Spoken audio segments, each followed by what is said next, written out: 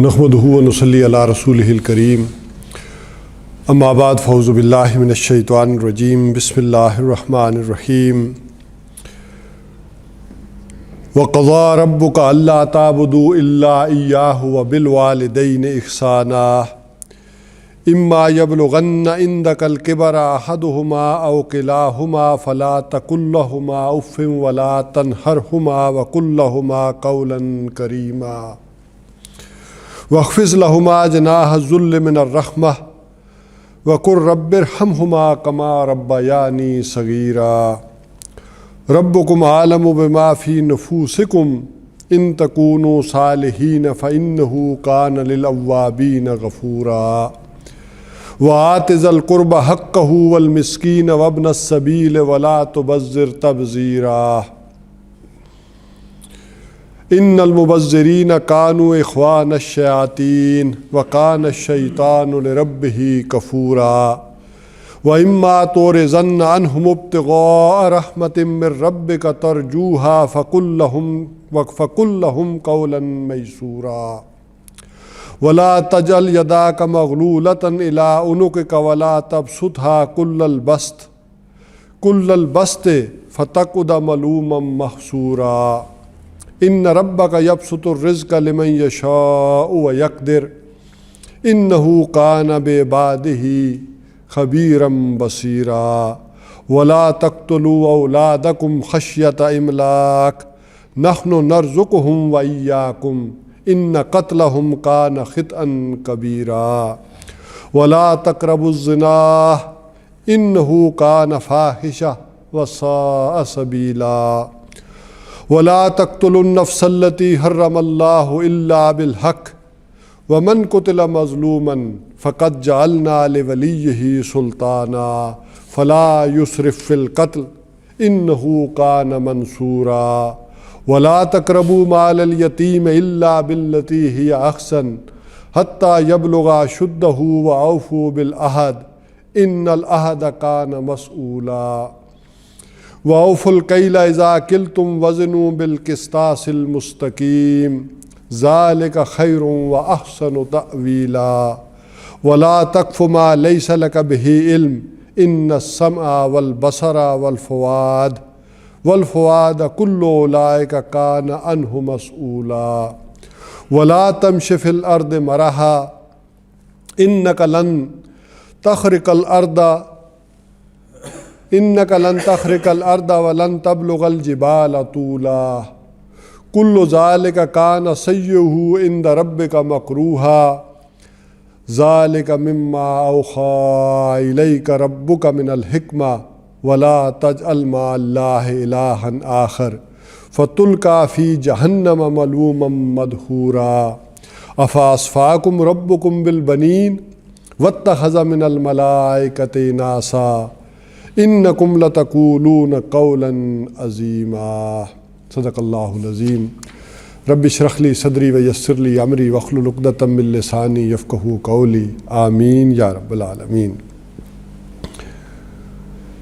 یہ سورہ بنی اسرائیل کا تیسرا اور چوتھا رکوع تھا۔ جو گفتگو ہم کرتے چلے آ رہے ہیں اس ضمن میں سمجھ لیں کہ عمل صالح، پہلے ہم نے گفتگو کی کہ ایک فرد کا عمل صالح کیا ہے، ایک انڈیویجول کو کیا کرنا چاہیے، پھر بات آ گئی کہ ایک فرد اور ایک خاتون جب ملتے ہیں تو اس سے خاندان کی بنیاد پڑتی ہے، تو ایک خاندان کا عمل صالح کیا ہوگا، بحیثیت خاندان، اور اس کی بنیاد ہے میاں بیوی۔ اگرچہ کہنے کو رشتے تو اور بھی ہیں، اولاد ہیں، والدین ہیں، لیکن حقیقت یہ ہے کہ سب سے پہلا رشتہ جو دنیا میں وجود میں آیا وہ میاں بیوی کا ہی تھا۔ حضرت آدم علیہ السلام، حضرت حوا علیہ السلام، ان کی بھی نہ کوئی والدین تھے اور نہ کوئی اور رشتہ تھا، پہلا رشتہ میاں اور بیوی کا۔ لہذا اس پر قرآن حکیم نے بڑے زور دے کر سمجھایا کہ اس رشتے میں اگر ٹیڑھ آ جائے، یہاں بنیادی طور پر خرابی پیدا ہو جائے، چاہے نفرت ایک حد سے زیادہ بڑھ جائے، چاہے محبت ایک حد سے اور نرمی اور شفقت ایک حد سے زیادہ بڑھ جائے، تو خرابی پیدا ہوگی۔ یعنی گھر کی فضا میں ایک محبت، ایک الفت، ایک شفقت، ایک رحمت، ایک رافت، ایک لینت، یہ مطلوب ہے۔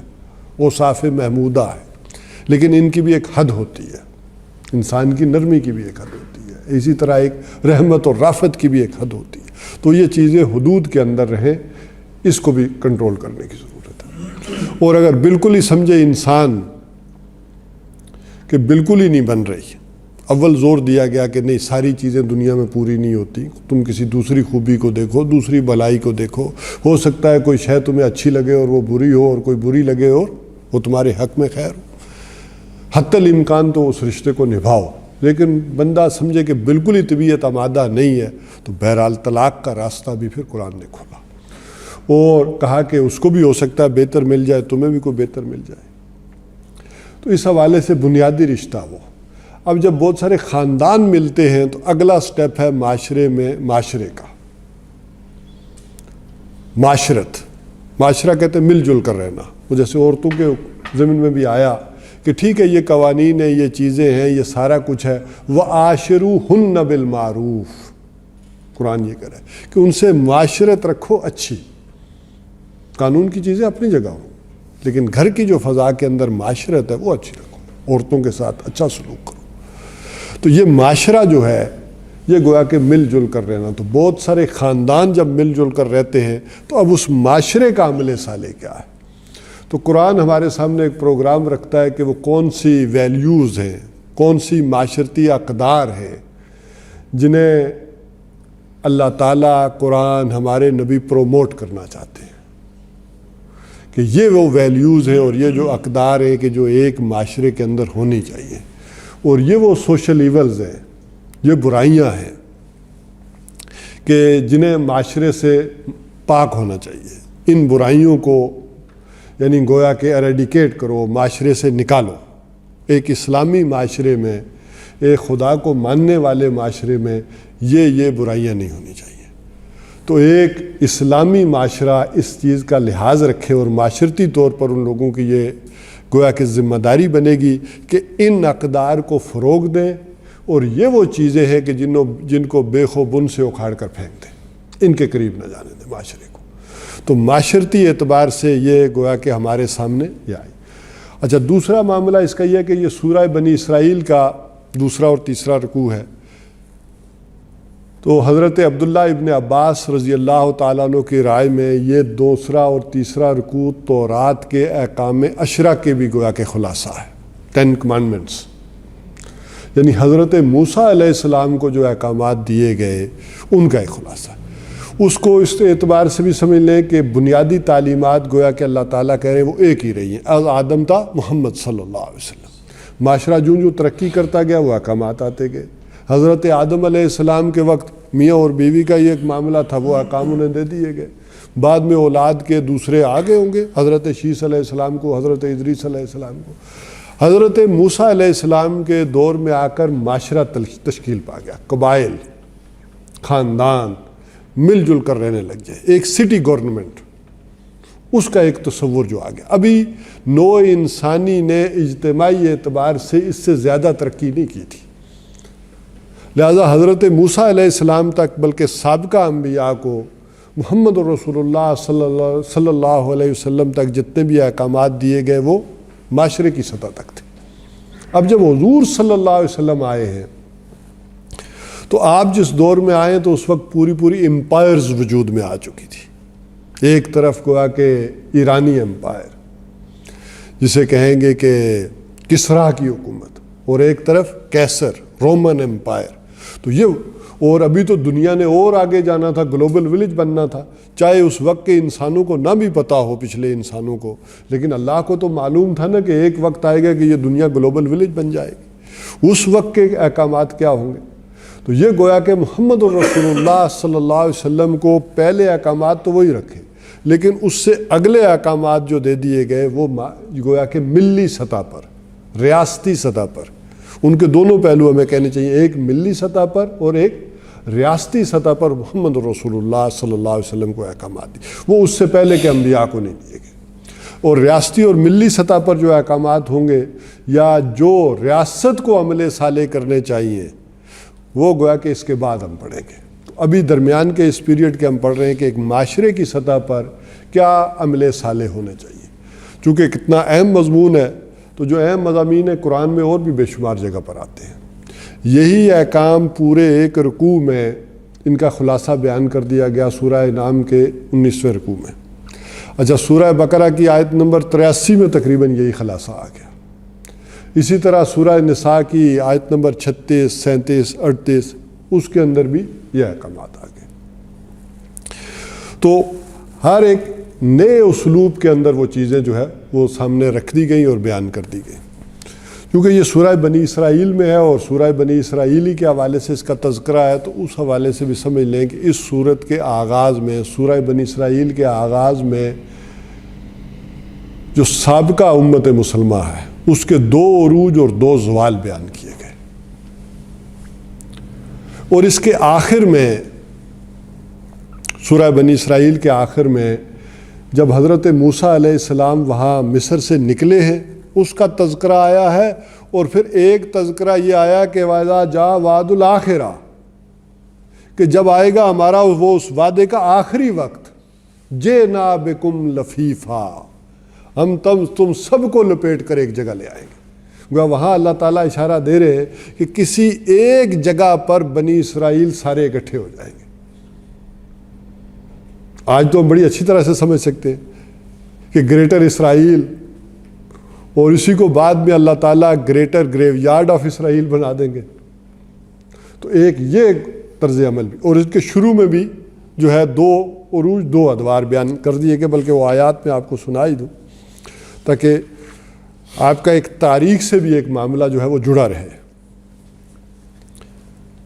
وَآتَيْنَا مُوسَى الْكِتَابَ، اور ہم نے موسیٰ علیہ السلام کو کتاب عطا فرمائی، وَجَعَلْنَاهُ هُدًى لِبَنِي اسرائیل، اور وہ ہدایت کس کے لیے تھی؟ بنی اسرائیل کے لیے. وہ کوئی ساری نوع انسانی کے لیے ہدایت نہیں تھی. هُدًى لِبَنِي اسرائیل اللہ تتخذوا من دونی وکیلا، کہ اللہ کے سوا کسی کو اپنا کارساز مت بنو. بنیادی نقطہ توحید کا وہ اسی طرح رہا. اور پھر آگے فرمایا ذریۃ من حملنا مع نوح، تم ہو کون سارے؟ تم وہ نسل ہو، وہ اولادیں ہو کہ جن کو ہم نے نوح علیہ السلام کے ساتھ اٹھایا تھا. آپ کو معلوم ہے کہ اس وقت کل نوع انسانی حضرت نوح علیہ السلام کی اولاد میں سے ہے. تو حضرت نوح علیہ السلام کے جو 3 بیٹے تھے جو ان کے ساتھ رہے، ایک حضرت سام، ایک حضرت حام، اور تیسرے حضرت یافس. یہی وجہ ہے کہ دنیا کو 3 بڑے حصوں میں اس اعتبار سے تقسیم کیا جاتا ہے کہ ایک وہ ہیں جو سیمیٹک ریسز ہیں، سامی النسل لوگ.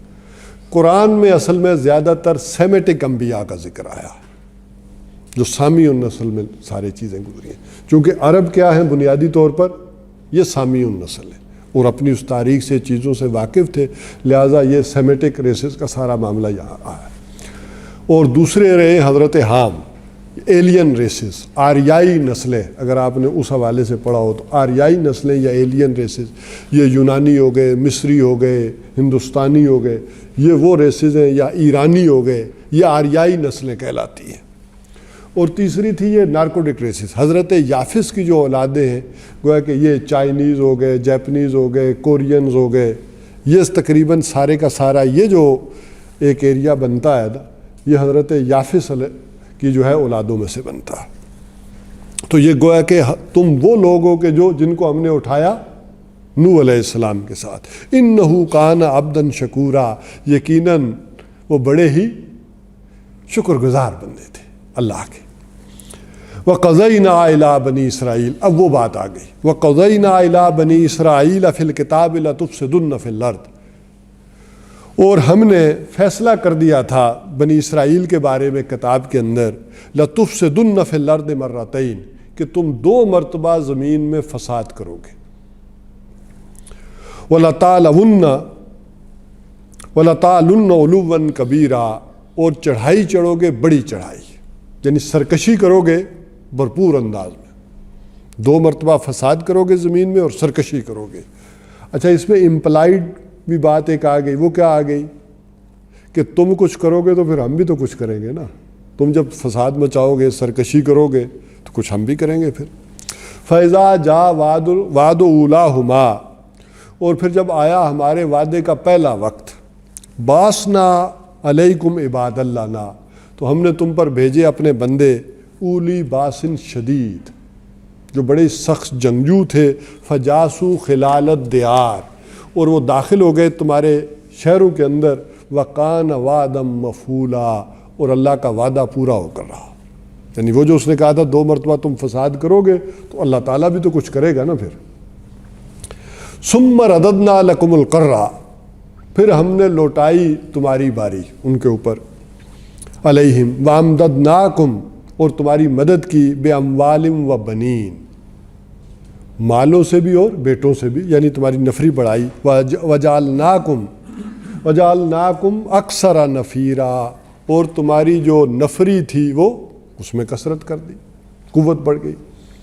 ویسے بھی دیکھیں 1920 تک دنیا کو جو ناپا جاتا تھا نا، جسے ہم کہتے ہیں آج دنیا میں چرچا EQ ہے نا، ایموشنل کوشنٹ دنیا میں اس پہ، لیکن 1920 تک دنیا کو ناپا جاتا تھا PQ سے، فزیکل کوشنٹ، کہ دنیا میں جس قوم کے تعداد زیادہ ہے، قوت زیادہ ہے، جنگجو زیادہ ہے، جیسے چنگیز خان وغیرہ تھے یا دوسرے جو گزرے ہیں، تو جتنے کوئی جنگجو ہیں، جسمانی طاقت زیادہ ہے، تعداد اور نفری زیادہ ہے، وہ قوم رول کرے گی دنیا میں، اسی کا چرچا ہوگا، وہی بڑھے گی دنیا میں۔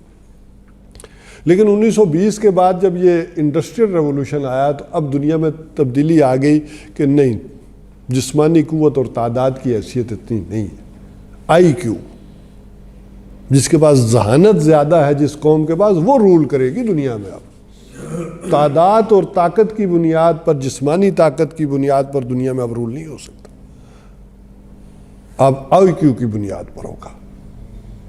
اور وہ کیا ہوا، مثلا جس قوم کے پاس ذہانت تھی، ہمارے پاس ابھی تلواریں ہی تھیں،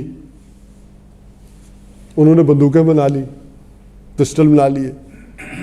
ابھی ہم کتنے ہیں، 30-40 آدمی ہیں، باہر سے ایک آدمی گن لے کر آئے تو ہم کیا کر سکتے، سارے کے سارے، اس کے بعد گن ہے اور ہم سارے بڑے طاقتور آدمی بھی ہوں تو کچھ نہیں کر سکتے اس کے ساتھ۔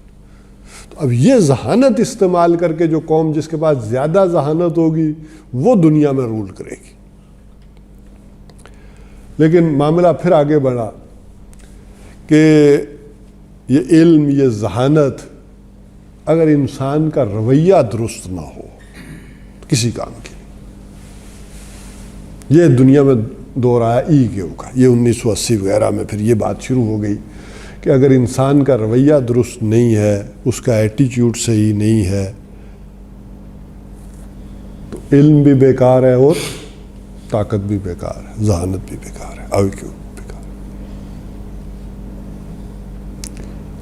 تو یہ پھر EQ پہ پھر زور ہوا کہ نہیں، آپ اپنا رویہ درست کریں۔ دنیا میں یہ آیا معاملہ، ایک بالغ سوچ کا مظاہرہ کریں، جذبات کو پیچھے کریں، سوچ سمجھ کر کام کریں۔ لیکن اس میں پھر ایک اور مسئلہ شروع ہو گیا، وہ یہ ہوا کہ یہ چیزیں مصنوعی ہونے لگ پڑی۔ مجھے آپ اچھے ہی نہیں لگتے، میں پھر بھی آپ سے کیا کر رہا ہوں، مسکرا کر مل رہا ہوں۔ آپ نے جناب کہہ دیا، میں پوچھا تعارف ہوا، آپ کا نام کیا ہے؟ آپ نے کوئی نام، یہ بوٹا خان، گسیٹا خان۔ میں کہا واہ واہ جی کیا خوبصورت نام ہے، آپ بڑے اچھے ہیں، کیا پیاری بات۔ تو اب معلوم ہوا کہ یہ رویہ بھی مصنوعی شروع ہو گیا، اور انسان ایسی شے ہے کہ جو آپ کے دل میں ہوگا وہ میرے دل میں آ جائے گا۔ باہر سے میں جو مرضی باتیں کروں، جو محسوسات آپ کے دل کے اندر ہے وہی میرے دل کے اندر آ جاتے ہیں۔ لہذا دنیا نے یہ سوچا 2000 کے لگ بھگ 2000 کہ اس رویے کی کوئی بنیاد ہونی چاہیے، رویہ آدمی کیوں بدلے، کیوں درست کرے۔ اس میں پھر باتیں آئی، کسی نے کہا کہ اپنی قوم کی خاطر، اپنے ملک کی خاطر، تمہیں یہ بندہ اچھا نہیں بھی لگتا لیکن کس لیے ملو اس سے، یہ تمہارے ملک کا ہے، تمہاری قوم کا ہے، تمہاری نسل سے ہے۔ یا ہماری جو تعلیم تھی وہ تو چونکہ دنیا میں گم ہو گئی ہے، خود ہمارے رویوں میں بھی نہیں رہی ہے. ہماری تعلیم تو یہ تھی کہ میں کس لیے ملوں؟ اللہ کے لیے. کسی سے مسکرا کر بھی ملنا میرے نبی نے کیا بتایا، وہ کیا ہے؟ صدقہ ہے. ہمارے رویے کی بنیاد ہی کچھ اور ہے. وہاں تو یورپ میں یہ ہے نا کہ چوری نہیں کرنی. کیوں؟ اپنے ملک کی خاطر نہیں کرنی. لیکن دوسرے ملک کی کرنی پڑ جائے تو کوئی حرج نہیں. اپنے بندے کے ساتھ وعدہ خلافی نہیں کرنی، دوسروں کے ساتھ کرنی پڑ جائے تو کوئی مسئلہ نہیں. ہمارا رویہ اس سے مختلف تھا جو جذبات کی بنیاد میں. تو دنیا پھنس گئی ایک اور کام میں کہ یہ بھی سارا درست کر لیا، لیکن جب تک آپ کے پاس انفارمیشن ہو آپ کر کیا سکتے ہیں؟ لہذا 2000 کے لگ بھگ یہ بات شروع ہوئی 2005 میں کہ جب تک ڈیٹا نہ ہو دنیا آگے نہیں بڑھ سکتی. لہذا آپ کو معلوم ہے 2000 سے لے کر پھر جو ڈیٹے کی بھرمار ہوئی دنیا میں، سوشل میڈیا اور یہ یوٹیوب اور اس سے یعنی ڈیٹا ہی ڈیٹا، انفارمیشن. 2 سال پہلے دنیا پھر سر چھوڑ کے بیٹھی. یہ ڈیٹا اتنا ہو گیا کہ ہر آدمی کنفیوز ہو گیا ہے، فیصلہ کیسے. تو 2020 میں فیصلہ دنیا نے کیا کہ CQ دنیا میں لایا جائے تاکہ کلیئرٹی کوشنٹ ہو، انسان نے کون سا ڈیٹا لینا ہے کون سا نہیں لینا، اس کے مقاصد کیا ہے کس طرح سے. تو دنیا یہ بھی ایک سفر کر رہی ہے. یہ بھی کرتے کرتے ایک اور جگہ تک جائے گی. وہ پھر میں کسی وقت تذکرہ کروں گا کہ یہ ابھی بس نہیں ہوا سفر، یہ VQ WQ تک جائے گی. میرا خیال ہے دنیا کہ وزڈم جو قرآن کہتا ہے جب تک وہ انسان کو نہیں حاصل ہوگی، اس کے ذریعے سے ان چیزوں کو نہیں کنٹرول کرے گا. جسے وَلَقَدْ آتَيْنَا لُقْمَانَ الْحِكْمَةَ أَنِ اشْكُرْ لِلَّهِ، اور جو کہا گیا کہ جس کو ہم نے حکمت عطا کر دی فَقَدْ أُوتِيَ خَيْرًا كَثِيرًا، اسے ہم نے خیر کثیر عطا. تو یہ ایک سفر. بہرحال ہم ذکر کر رہے تھے یہودیوں کا. تو یہ سارے یہودی اس سارے پروسیس سے گزرے. یہاں کہا کہ اللہ تعالیٰ نے کہ اگر تم نے بھلائی ان احسنتم احسنتم لانفسکم، اگر تم نے دنیا میں بھلائی اپنا رویہ یہ درست رکھا تو تمہارا اپنا فائدہ تھا، تم نے اپنے بھلے کو کیا. وَإِنْ أَسَأْتُمْ فَلَهَا، لیکن اگر تم برے ہوئے تو اس کا وبال کس پر پڑا؟ وہ بھی تمہیں پر پڑا. اچھا، ان کا تعلق اس آیات کا بڑا گہرا ہو جائے گا اس رویے کے ساتھ، اس معاشرتی سطح پر. فَإِذَا جَاءَ وَعْدُ الْآخِرَةِ، اور پھر جب آیا وعدے کا دوسرا وقت، لِيَسُوءُ وُجُوهَكُمْ، انہوں نے تمہارے حلیے بگاڑ دیے. وَلِيَدْخُلُوا الْمَسْجِدَ كَمَا دَخَلُوهُ أَوَّلَ مَرَّةٍ، اور وہ مسجد میں داخل ہو گئے ایسے جیسے کہ داخل ہوئے تھے پہلی مرتبہ. اب دیکھیں کچھ چیزیں ایسی ہیں جو پہلے واقعے میں بیان کر دی گئیں، کچھ چیزیں جو دوسرے واقعے میں، اور اشارہ یہ دے دیا گیا کہ یہ دونوں کا مجموعہ، پہلے دور میں بھی یہ سارا کچھ ہوا، دوسرے دور میں بھی یہ سارا کچھ ہوا. لیکن کچھ چیزیں یہ قرآن کا اسلوب ہے، کچھ چیزیں اس میں بیان کر دی کچھ اس میں، اور کہہ دیا گیا جیسے پہلے ہوا تھا مسجد کے ساتھ. وَلَيُتَبِّرُوا مَا لَوْ تَتْبِيرًا، اور جس چیز پر بھی ان کا اختیار چلا انہوں نے اس کو تباہ و برباد کر دیا. عَسَىٰ رَبُّكُمْ أَن يَرْحَمَكُمْ، تمہارا رب تم پر اب بھی رحم کرنے کو تیار ہے. یہ یہودی اللہ کو پسند بڑے ہیں، لگتے بڑے اچھے ہیں. اللہ بار بار انہیں مہلت دے رہا ہے. تمہارا رب تم پر اب بھی رحم کرنے کو تیار ہے. وَإِنْ عُدْتُمْ عُدْنَا، لیکن اگر تم نے وہی حرکت کی ہم بھی پھر وہی کریں گے. اور یہ ہوا ان کے ساتھ. وَجَعَلْنَا جَهَنَّمَ لِلْكَافِرِينَ حَصِيرًا، اور یہ جہنم جو ہے وہ کافروں کو گھیرے ہوئے ہے. إِنَّ هَذَا الْقُرْآنَ يَهْدِي لِلَّتِي هِيَ أَقْوَمُ، اب یہ جو جہاں تذکرہ آ رہا ہے کہ ایک تمہارے لیے ابھی بھی راستہ کھلا ہے کہ اگر آ جاؤ اس قرآن کی چھاؤں تلے، اگر آ جاؤ محمد صلی اللہ علیہ وسلم کے جھنڈے تلے، تو ہم پچھلی ساری چھوڑ دیں گے. بات NRO مل جائے گا، تم سب کو NRO مل جائے گا، لیکن اس کا کرنا کیا پڑے گا؟ محمد صلی اللہ علیہ وسلم کی کلمہ پڑھ لو اور ادھر آ جاؤ. تو اس میں یہ جو دو ان کے عروج و زوال ہیں اس کو میں مختصر آپ کے سامنے رکھ دوں. ایک یہ ہوا ہے کہ حضرت موسیٰ علیہ السلام ان کی زندگی میں انہوں نے قتال نہیں کیا، حضرت موسیٰ کو صاف انکار کر دیا۔ بعد میں ان کے نبی حضرت یوشع ابن نون، وہ ان کے خلیفہ بھی بنے، ان کی قیادت میں کوئی انہوں نے ایک آدھا شہر فتح بھی کیا، جریکو کہتے ہیں، اور اس میں انہوں نے 12 حکومتیں بنا لی، قبیلے کی اپنی اپنی حکومت۔ نتیجہ یہ نکلا آپس میں ہی لڑتے رہتے تھے، انہوں نے نکال باہر کیے۔ پھر نبی سمویل کی قیادت میں انہوں نے کہا کہ یہ تو بڑی زیادتی کی بات ہے، آپ ہمارے لیے کوئی سپہ سالار مقرر کر دیں تو ہم ذرا فلسطین کو فتح کر لیں۔ تو اللہ تعالیٰ نے حضرت طالوت کو ان کا سپہ سالار بنایا، اور آپ کو معلوم ہے عین موقع پہ حضرت داؤد علیہ السلام آ گئے۔ حضرت داؤد علیہ السلام ان کے ساتھ نہیں تھے لشکر میں، وہ تو جنگل میں بکریاں چرا رہے تھے۔ یہ اللہ تعالیٰ کی قدرتیں کہ کیسے لیڈرشپ دیتا ہے، کیسے وہ چیزوں کو لے آتا ہے کہ قوم صحیح ہو جائے۔ اور حضرت داؤد علیہ السلام نے، آپ کو معلوم ہے جالوت کو کس انداز سے مارا، یہ میں ڈیٹیل میں جاؤں گا تو بہت لمبی بات ہو جائے گی۔ اور یوں 4 برس حضرت طالوت علیہ السلام نے حکومت کی، اپنی بیٹی بھی حضرت داؤد کو دی، پھر حضرت داؤد علیہ السلام کو نبوت بھی ملی، 40 برس کے قریب انہوں نے حکومت کی، 39 برس۔ پھر انہی کے بیٹے حضرت سلیمان علیہ السلام، انہوں نے 40 کے قریب حکومت کی، اور یہ ان کی گویا کہ خلافت راشدہ ہے بنی اسرائیل کی، جو حضرت موسیٰ علیہ السلام کے تقریباً 300 برس بعد وجود میں آئی۔ لیکن حضرت سلیمان علیہ السلام کی حکومت 2 حصوں میں بٹ گئی ان کے بیٹوں میں، یا جو 12 قبیلے تھے ان میں سمجھ لیں، یہ جو چھوٹے تھے حضرت یوسف اور حضرت بنیامین، اور بڑے یہودا، یہ نیچرل ان کا ایک الائنس بنتا تھا۔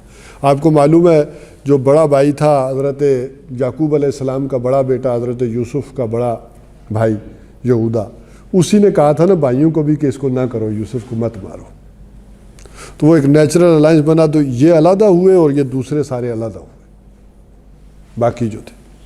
بہرحال 2 اسرائیل اور یہ 2 جو ہے یہودیہ سلطنت وجود میں آئی، یہودیہ بعد میں رہی ہے، اور تقریباً 500 یہ تالمود، ان کی فقہ، یہ ساری یہودیہ میں ہوئی، اسی سے یہ یہودی بنے تھے، تو بنی اسرائیل نا، تو یہ یہودی اس حوالے سے بنے جا کر بعد میں۔ تو بہرحال 586-87 قبل مسیح میں عراق کا جو بخت نصر ہے، نمرود ہے، اس نے فلسطین پر حملہ کیا، ان کو سزا دی، وہ جو پہلے وعدے کا وقت ہے۔ حضرت سلیمان علیہ السلام نے جو اس وقت ہیکل سلیمانی بنایا تھا اس کو مسمار کر دیا، اس کے تہہ خانے میں 200 ربی جو تھے یہودی عالم، وہ تورات کی ان تختیوں کو لیے حفاظت کر رہے تھے، بیٹھے تھے، اسی کے اندر وہ تابوت سکینہ بھی تھا، وہ سارا اس نے ڈھایا ہے انہی کے اوپر۔ اور جس کا واقعہ آتا ہے حضرت عزیر علیہ السلام کے ضمن میں قرآن، کہ جب اللہ تعالیٰ نے حضرت عزیر کو بھیجا ہے وہاں، تو اللہ تعالیٰ نے کہا انا یحیی ھذا بعد موتہ، اللہ تعالیٰ اس شہر کو کیسے زندہ کرے گا مرنے کے بعد؟ تو نے مجھے یہاں پیغمبر بنا کر بھیجا ہے، یہاں کوئی ایک اینٹ دوسری اینٹ پر سلامت نہیں ہے، اور کوئی پورے شہر میں ایک نفس نہیں ہے زندہ، تو میں کیا کروں یہاں پہ؟ حضرت عزیر علیہ السلام نے کہا، کیونکہ بخت نصر نے اس وقت 12 لاکھ کی آبادی تھی فلسطین کی، 6 لاکھ کو اس نے وہیں قتل کیا، اور 6 لاکھ کو بھیڑ بکریوں کی طرح ہانکتا ہوا بیبلونیا، بابل، عراق لے گیا، گلاب بنا، کوئی ایک بندہ بھی نہیں چھوڑا۔ یہ پہلا زوال ہے، اور سارا کچھ تہس نہس گرا۔ تو اللہ تعالیٰ نے حضرت عزیر علیہ السلام کو سلا دیا، 100 سال کے لیے موت دے دی۔ کہیں باہر گئے ہوں گے، ہو سکتا ہے کسی تجارتی سامان کے ساتھ آئے ہوں گے، تو انہوں نے کہا ہوگا یہ اللہ اس شہر کا کیا حال ہو گیا، جب کہیں مبوس کہیں اور تھے تو بھیجا اللہ نے اس شہر میں جاؤ۔ تو 100 سال بعد جب اٹھے ہیں، وہ سارا بھی واقعہ آپ کو معلوم ہی ہے کہ گدھا کیسے ڈھانچہ بنا پڑا تھا اور کھانا ان کے ٹفن میں فرشتہ۔ تو بہرحال وہ وہاں گئے ہیں عراق، اور جا کر بنی اسرائیل کے اندر تبلیغ شروع کی، انہیں سمجھایا، جس کے نتیجے میں جب انہیں سمجھ آئی تو اللہ تعالیٰ نے عالمی حالات بدل دیے۔ جس قوم کو اللہ تعالیٰ اپنی کتاب دیتا ہے اپنی شریعت دیتا ہے، جب وہ بدلتی ہے تو اللہ تعالیٰ دنیا کو بدل دیتا ہے، عالمی حالات بدلے۔ ایران میں کہ شہنشاہ کیخورس ذوالقرنین اس نے عراق پر چڑھائی کر دی، اس وقت کے نمرود کو مارا، اور ظاہر ہے یہ غلام تھے، ان کے دشمن تھے، تو دشمن کا دشمن دوست، اس نے انہیں آزادی دے دی بنی اسرائیل کو، اور یہ دوبارہ آئے ہیں، آ کر انہوں نے فلسطین کو از سر نو تعمیر کیا۔ ظاہر ہے غلامی کی زندگی سے آئے تھے، بڑے ہی قسم و پرسی کی حالت میں، کوئی پیسے تو نہیں تھے کہ بڑی چیزیں دوبارہ تعمیر کرتے، جیسی تیسی تھی، پھر انہوں نے انہی بنیادوں پر ہیکل سلیمانی کو کھڑا کیا، وہ تہ خانے اور چیزیں کھودنے کی ضرورت نہیں تھی۔ حضرت عزیر تورات کے حافظ تھے، انہوں نے کہا تورات میں بتا دوں گا، تو اب یہ سارے دوبارہ سے قائم ہوا، اور ان کی اس تحریک کے نتیجے میں حضرت سلیمان علیہ السلام سے بھی بڑی حکومت قائم ہوئی ہے، جو تاریخ میں مقابی سلطنت کہلاتی ہے یہودیوں کی، اور یہی وہ دور ہے کہ اسکندر نے بھی اس کو دھچکے لگائے، مقدونیہ، لیکن یہ سلطنت بڑی وسیع رہی ہے پورے طور پر، اور پھر ان کے اندر دوبارہ بغاوت کے آثار شروع ہوئے، جب اللہ کی نافرمانی شروع کی تو اب رومی ان پر حملہ آور ہوئے، اور رومیوں نے ان کو غلام بنا لیا، لیکن مذہبی آزادی دیے رکھی، یہاں تک کہ ان کی جو ٹی ٹی پی تھی، چیزیں سمجھے تاریخ کے، انہوں نے غاروں کے اندر ٹریننگ شروع کر دی کہ ہم ان کے خلاف آئیں گے، ان کو نکالیں گے۔ اس کی جب خبریں پہنچی ہیں روم اور یہ سارا ہوا ہے، تو پھر ٹائٹس رومی آیا ہے 70 عیسوی میں۔ اچھا، اسی دوران حضرت عیسیٰ علیہ السلام بھی گزر گئے، اسی غلام قوم کے اندر، ان کے اپنے واقعات ہیں اللہ تعالیٰ۔ تو یہ اس وقت فوکس اس میں دوسرے واقعے پر کرو۔ ٹائٹس رومی نے آ کر سن 70 میں فلسطین کو دوبارہ تاراج کیا، اور تاریخ بتاتی ہے کہ ایک دن میں 1,33,000 یہودی اس نے قتل کیے، اور کوئی دراز قد عورت نہیں چھوڑی جسے روم نہ لے گیا، اور اس نے اعلان کر دیا آج کے بعد کوئی یہودی سرزمین فلسطین میں نہیں رہ سکتا۔ یہ ان کا ڈایاسپورا ہے، دور انتشار جو کہلاتا ہے۔ تو 2000 برس تک یہ گویا کہ اپنے اس ساری سرزمین سے محروم رہے ہیں۔ اب جب قرآن نازل ہو رہا ہے تو یہ محروم ہے ابھی، یعنی جس کو آپ کہہ سکتے ہیں تقریباً 500-600 برس ہو گئے کہ فلسطین سے یہ بے دخل، دور انتشار۔ اور اس کا یہ ٹائٹس رومی نے کہا کہ ان کو سرزمین فلسطین کے اندر کبھی داخل نہیں ہونے دیا جائے گا، یہ وہ فیصلہ۔ اب اس کی جو آخری بات آپ کو سمجھ میں آئے گی کہ اللہ تعالیٰ کہہ رہا ہے کہ ایک وقت آئے گا کہ ہم دوبارہ انہیں وہاں آباد کریں گے۔ وہاں ارض سے مراد ارض فلسطین ہے، وہاں جہاں کہا گیا نا۔ اور پھر اللہ تعالیٰ نے کہا کہ ہم انہیں ساری دنیا سے لپیٹ کر لے آئیں گے۔ لفیفہ جینا بکم لفیفہ، جیسے وہ پورا وہ فولیو لپیٹتے ہیں نا، پرانے زمانے میں تھا نا، وہ منشی لکھتے رہتے تھے، رول کرتے رہتے تھے رول، تو اس طرح لپیٹ کر پوری دنیا سے انہیں ایک جگہ جمع کر دیں گے، یہ ایک معاملہ۔ اور کہا کہ یہ قیامت کی نشانیوں میں سے ایک نشانی ہوگا۔ یہی وجہ تھی کہ جب یہ 1948 میں اسرائیل قائم ہوا تو میں نے شاید آپ کو واقعہ سنایا ہو کہ اس کا جو سب سے بڑا ربی تھا یہودی عالم، جب وہ فلسطین میں داخل ہوا تو رو رہا تھا۔ تو ایک امریکن جو صحافی تھا اس نے انٹرویو کیا، اس مائک رکھا کہ آپ کیوں رو رہے ہیں؟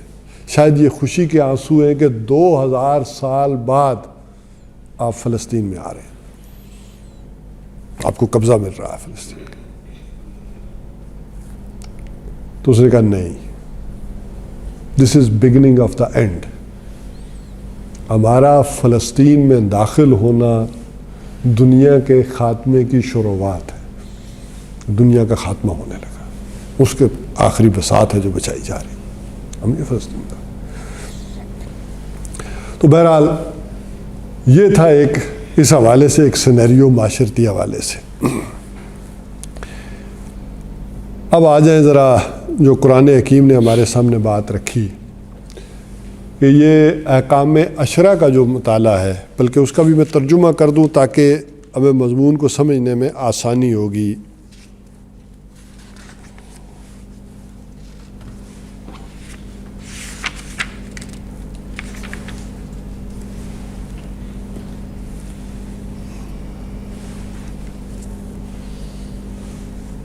وَقَضَىٰ رَبُّكَ أَلَّا تَعْبُدُوا إِلَّا إِيَّاهُ وَبِالْوَالِدَيْنِ إِحْسَانًا۔ وَقَضَىٰ رَبُّكَ، تیرے رب نے یہ فیصلہ کر دیا ہے، اللہ تعبدو، کہ اس کے سوا بندگی کسی کی نہیں ہو۔ یعنی یہ بات جو ہے وہ ڈائلاگ میں، کوسچن میں، کسی کمپرومائزنگ میں نہیں ہے، یہ فیصلہ ہو چکا ہے، اللہ تعبدو۔ اور یہ توحید عملی کے ضمن میں آ گئی، یہ نظریاتی بات یہ نہیں، پریکٹیکلی کسی کی بندگی نہیں ہوگی۔ الا ایاہ، مگر اس کی، وبالوالدین احسانا، اور والدین کے ساتھ حسن سلوک۔ اب یہاں تمیزی طور پر ایک اور بات بھی کر دوں، جو بات سورہ تحریم میں ہم پڑھ رہے تھے اس کو انڈرسٹوڈ سمجھتے ہوئے اس کو پڑھیں۔ وہاں میں نے ایک اور بات سمجھائی تھی کہ مرد اگرچہ حاکم ہے، سربراہ ہے، مینیجر ہے اپنے گھر کا، لیکن آج مرد ناکام ہے اپنی حاکمیت کے اعتبار سے، ناکام۔ وہ یہ جو دو پہلو ہیں عظیم، ان کو مینیج نہیں کر پا رہا، نہ کر سک رہا۔ یا تو کچھ لوگ بیویوں کی طرف جھک جاتے ہیں، یا کچھ والدین کی طرف جھک جاتے ہیں۔ ان کے اندر دیکھیں ترازو کے دو پلڑے ہیں، ایک بھی ڈنڈی ٹیڑھی ہے تو توازن نہیں ہے۔ اچھا جب ہم وہ بیوی والا پڑھتے ہیں ہم ادھر، اور جب والدین والا پڑھتے ہیں تو ادھر۔ ان دونوں کو مینیج کرنا حاکمیت تب ہے، مینیجر آپ صحیح تب ہے کہ ان دونوں پہلوؤں کو مینیج کر لیں۔ اب اس میں جو اوپر نیچے چیزیں ہیں وہ سمجھانی پڑیں گی۔ اچھا جہاں تک ادائے حقوق کا تعلق ہے، شکر کا تعلق ہے، وہ اللہ کے بعد والدین ہے، شکریہ کے بھی اور اس کے بھی۔ اچھا جہاں اطاعت کا مضمون آ جائے گا، والدین کی اطاعت نہیں ہے، اطاعت میں اللہ کے بعد کون آ جائے گا؟ اللہ کے رسول آ جائے گا۔ اور حقوق میں اللہ کے بعد والدین آگے۔ اب چیزوں کو اس انداز میں سمجھیں گے تو پھر بات آئے گی۔ محبت میں بھی اللہ کے بعد اللہ کے رسول ہیں صلی اللہ علیہ وسلم، اطیعوا اللہ اطیعوا الرسول۔ اور وہ آیت تو ہم نے پچھلی دفعہ پڑھی تھی، قل ان کان آباؤکم و ابناؤکم و اخوانکم و ازواجکم و عشیرتکم و اموال اقترفتموہا وتجارۃ تخشون کسادها ومساکن ترضونها، 8 محبتیں گنائی گئی۔ احب الیکم من اللہ ورسولہ وجہاد فی سبیلہ۔ تو محبت میں یہ سیکوینس آئے گا۔ ذمہ داریوں میں ادھر بیوی کا آئے گا۔ دیکھیں اللہ کی اطاعت بھی کرنی ہے کہ نہیں کرنی، یہ ساری چیزیں اس انداز سے مینیج کریں۔ اچھا ارکان اسلام کی بات آئے گی جب، تو اولین اہمیت کس کو ہے؟ نماز کو، اسلام کے بعد نماز۔ جب ایمان کی بات آئے گی قرآن میں تو ایمان کے بعد جہاد۔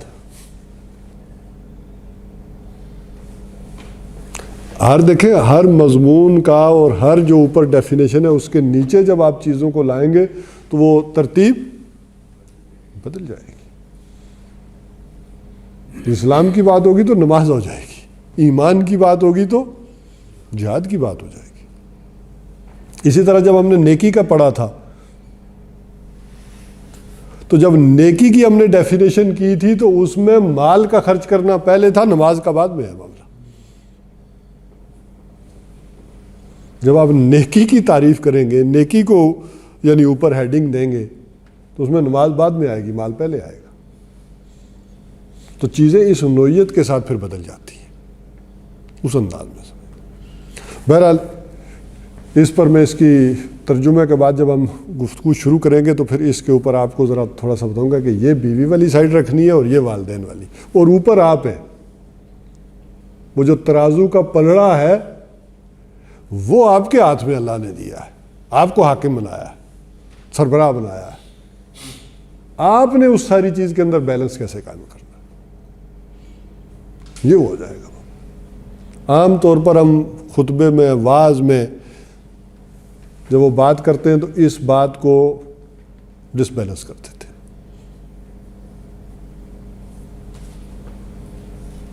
تو یہ ایک مثالوں سے پھر ہم اس کو سمجھیں گے. قرآن حکیم سے میں نے وہ بحث چھیڑ دی تو پھر ابھی لمبی ہو جائے گی سمجھنی، لیکن صرف اس کو ذرا ذہن میں رکھیں کہ اس بیلنس کو اور توازن کو کس انداز میں رکھنا. بلکہ اس کے سمجھنے میں یہاں تک بات آ جاتی ہے کہ احسان اور شکر کا معاملہ یہ ہے کہ اگر آپ کے پاس ایک روٹی ہے تو بیوی کو دیں گے، وہ رسپانسبلٹی میں آ رہی.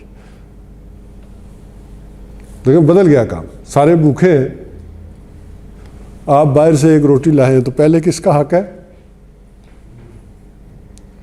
اب سچویشن تھوڑی سی چینج کر دیں، آپ باہر سے آئے اور آپ مالٹے بھی لے آئے، اب والدین کا پہلا حق ہے. اب فروٹ لائے ہیں، چیزیں لائے ہیں، اب آسائش ہے، تو اب پہلے کنہیں پیش کریں گے؟ والدین کو پیش کریں. تو یہ ذمہ داری کہاں بنتی ہے اور احسان اور حسن سلوک کہاں بنتا ہے، اس میں بیلنس رکھنا پڑے گا. یہ ہے جو خرابی. بہرحال ابھی تو ترجمہ کر لینا. اما یبلغن عندک الکبر احدہما او کلاہما، اگر پہنچ ہی جائیں وہ تمہارے سامنے بڑھاپے کی عمر کو. اچھا جب تک جوان ہوتے ہیں مسئلہ تو پیدا ہی نہیں ہوتا.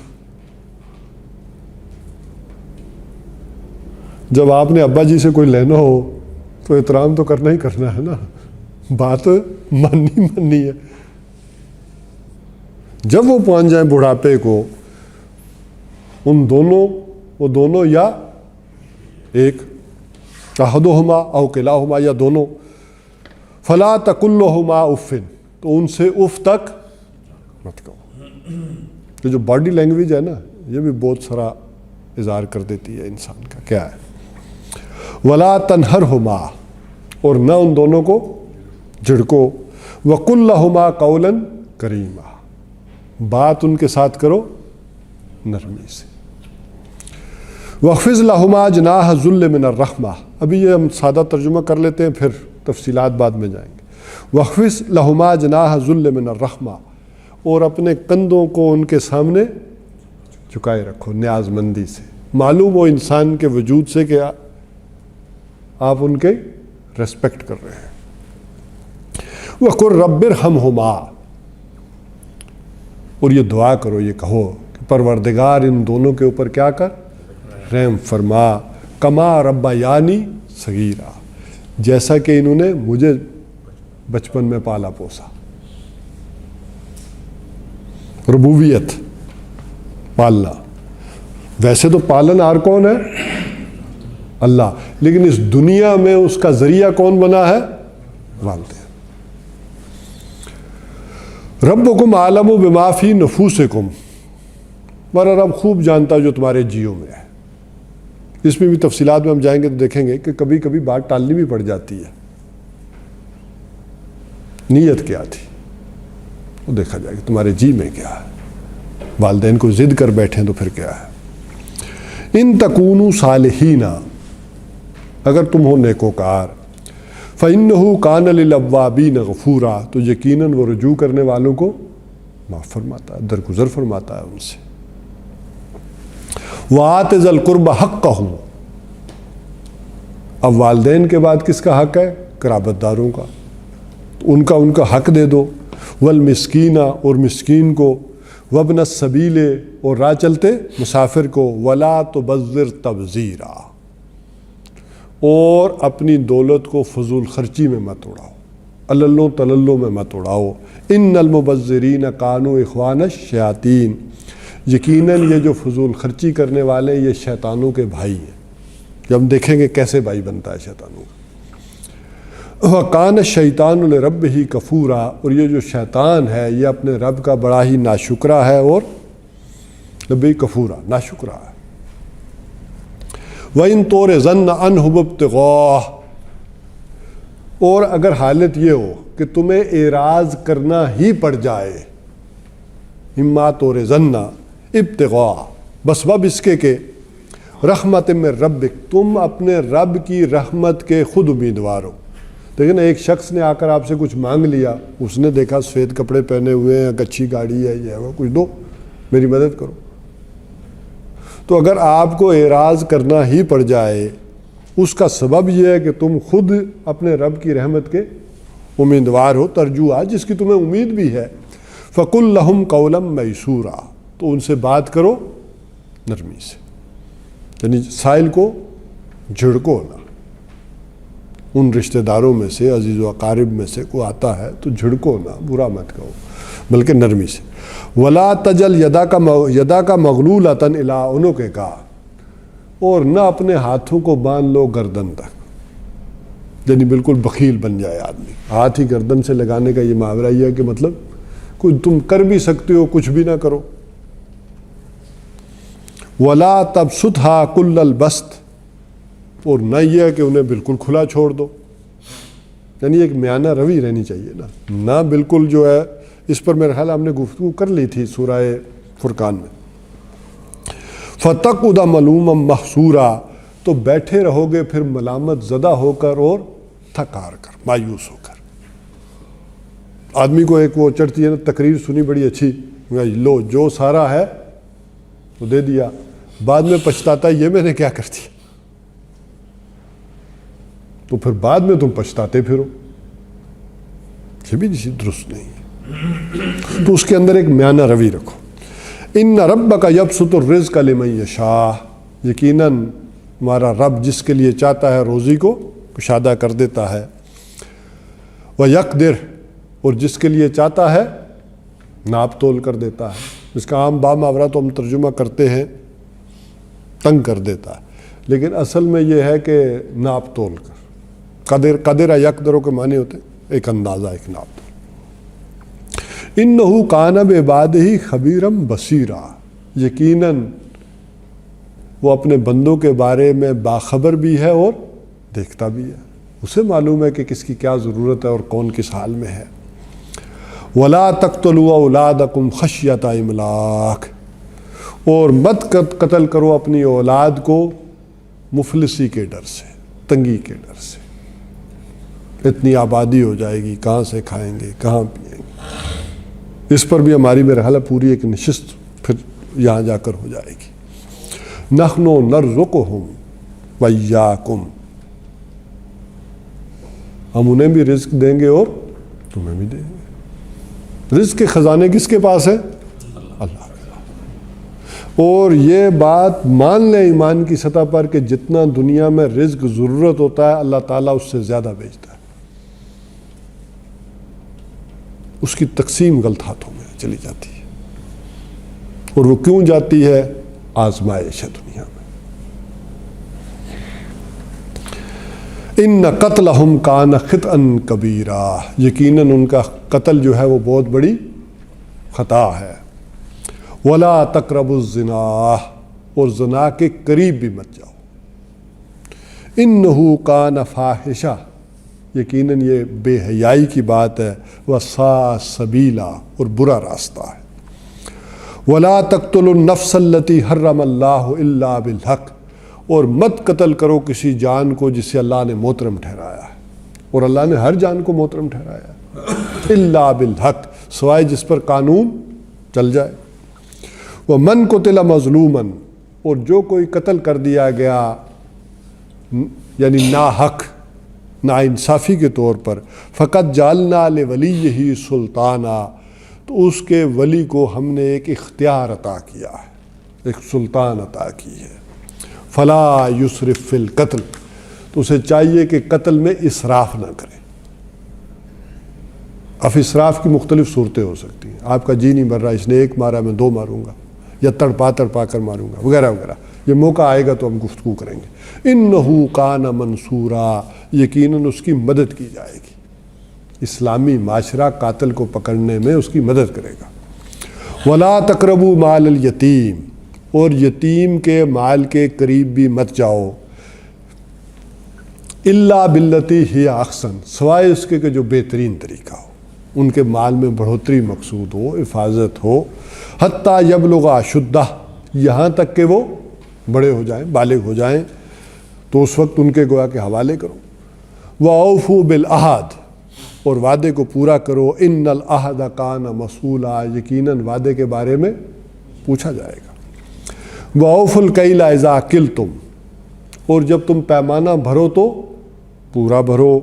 وزنوا بالقسطاس المستقیم، اور وزن کرو تو ڈنڈی کو سیدھا رکھو، مستقیم۔ ذالک خیر، یہ بہتر ہے، وَأَحْسَنُ تَأْوِیلًا، اور انجام کار کے اعتبار سے بھی یہ اچھا ہے۔ نہیں تو پھر جو نتیجہ نکلتا ہے وہ سارے کے سارے مداربہ میں ہی چلے جاتے ہیں، پھر مسئلے یہ آ جاتے ہیں، سارا نکل جاتا ہے انسان۔ وَلَا تَقْفُ مَا لَيْسَ لَكَ بِهِ علم، اور اس چیز کے پیچھے مت پڑو جس کا تمہارے پاس علم نہیں ہے۔ ان السمع والبصر، یقیناً یہ جو اللہ نے سماعت عطا کی ہے، یہ دیکھنا عطا کیا ہے، والفؤاد، اور یہ جو دماغ عطا کیا ہے، کل اولئک کان عنہ مسئولا، ان سب کے بارے میں بھی پوچھو گی۔ اس کو استعمال کیا کہ نہیں کیا؟ تمہیں سر درد تھا تو یہ ڈسپرین کی گولی بنی تھی تو کھائی کیوں نہیں؟ ان سب کے بارے میں پوچھو گی۔ ولا تمش فی الارض مرحا، اور زمین پر اکڑ کر مت چلو۔ انک لن تخرق الارض، تم زمین کو نہیں پھاڑ سکتے، زور زور سے پاؤں مار کے زمین کو نہیں پھاڑ سکتے۔ وَلَن تَبْلُغَ الْجِبَالَ طُولًا، اور چاہے جتنے بھی شملے اونچے کر لو، پہاڑوں سے بھی بلندی میں اوپر نہیں جا سکتے۔ كُلُّ ذَلِكَ كَانَ سَيِّئُهُ عِندَ رَبِّكَ مَكْرُوهًا، یہ ساری کی ساری باتیں جتنی بھی ہیں، ان میں جتنے ناپسندیدہ پہلو ہیں تیرے رب کے ہاں، وہ بڑے ہی بڑے ناپسندیدہ ہیں۔ كُلُّ ذَلِكَ كَانَ سَيِّئُهُ، یہ ساری جتنی چیزیں جو برائی والی چیزیں ہیں، عند ربک مکروہا، تیرے رب کے ہاں بڑی ہی ناپسندیدہ ہیں یہ برائیاں۔ ذالک مما اوحی الیک ربک من الحکمہ، یہ وہ چیزیں ہیں کہ جو ہم اے نبی آپ کی طرف وحی کر رہے ہیں از قسم حکمت، یعنی یہ وہ وائز باتیں ہیں، حکیمانہ باتیں ہیں، یہ وہ وزڈم ہے نبی صلی اللہ علیہ وسلم جو ہم آپ کی طرف وحی کر رہے ہیں۔ وَلَا تَجْعَلْ مَعَ اللَّهِ إِلَٰهًا آخر، تو کیا کرو اپنے اللہ کے ساتھ کسی کو الہ مت بناؤ۔ فَتُلْقَىٰ فِي جَهَنَّمَ مَلُومًا مَدْحُورًا، تو ڈال دیے جاؤ گے جہنم میں ملامت زدہ کیے جا کر اور دھکے دیے جا کر، یعنی بے عزت کر کے اور دھکے دے کر پھر جہنم میں ڈالا جائے گا۔ اب یہ وہ نظریاتی ایک توحید جو فکری اور عقلی ہے۔ اچھا، اس میں جو عرب کا خاص عقیدے کا شرک تھا اس کے اوپر بھی قرآن نے تھوڑی ضرب لگائی، لیکن ایک ہلکے ذرا جسے کہتے ہیں نا کہ تنزیہ انداز میں۔ افا اسفاکم ربکم بالبنین، کیا تمہیں تو چن کر دے دیے تمہارے رب نے بیٹے، واتخذ من الملائکۃ اناسا، اور اپنے لیے بیٹیاں کر لیے فرشتوں کی صورت میں۔ انکم لتقولون قولا عظیما، یقیناً یہ جو تم بات کہہ رہے ہو یہ بڑی بھاری بات ہے، بڑی گستاخی والی بات ہے جو تمہارے منہ سے نکل رہی ہے۔ بہرحال یہ ایک ترجمہ تھا ان دو رکوع کا، میں نے آپ کے سامنے کر دیا تاکہ جب ہم گفتگو کریں تو ہماری گفتگو چونکہ طویل ہوگی، پتہ نہیں اب 8 نشستیں ہوتی ہیں، 10 ہوتی ہیں، 15 ہوتی ہیں، ایک پہ ہم ایک برائی کے اوپر اور ایک اچھائی کے اوپر گفتگو کریں گے ان دو رکوعوں میں، اور اس کے اتنے پہلو ہیں کہ میں تمیدی گفتگو میں بھی خود بھی کنفیوز ہوں کہ کس پہلو کو جو ہے اس کے ساتھ سمیٹوں اور جوڑوں، چونکہ ایک پوری معاشرے کی بات آ رہی ہے۔ تو اس حوالے سے اللہ تعالیٰ سے دعا ہے کہ وہ ہمیں ہمارے وقت میں وسعت عطا فرمائے اور تھوڑی بات میں زیادہ چیزیں ہم جو ہے وہ سمجھ سکیں. تو اس پر آئندہ سے ہمارا ان 2 رکوعوں پر گفتگو ہوگی، اور اصلاً بنیادی طور پر گویا کہ یہ ٹاپک ہو جائے گا معاشرے کا عمل صالح. اچھا، اس میں ایک بات آخری اور نوٹ کر لیں کہ جیسے ایک فرد کا عمل صالح تھا تو اس کے اول و آخر کیا تھی؟ نماز. اس کا آغاز بھی نماز سے ہم نے گفتگو کا ہوا تھا اور اختتام. جب معاشرے کی بات آ رہی ہے تو توحید، وَقَضَىٰ رَبُّكَ أَلَّا تَعْبُدُوا إِلَّا إِيَّاهُ، اور یہاں آخر میں بھی توحید. یعنی جب معاشرے کی بات ہو جائے گی تو ایک معاشرہ کس پر قائم ہو؟ توحید. اگر توحید کو نکال کے یہ ساری گفتگو کریں گے تو پھر یہ سمجھ میں نہیں آنی. اس کا اصل تعلق اس توحید سے جڑ جائے گا کہ یہ برائیاں اللہ نے ہمیں بتایا کہ یہ برائیاں ہیں، اور اللہ بتا رہا ہے یہ اچھائیاں ہیں. چاہے اس دور میں آ کر برائیاں اچھائیاں اور اچھائیاں برائیاں کیوں نہ ہو گئی. بس اسی پر اکتفا کرتے ہیں آج کیونکہ ٹائم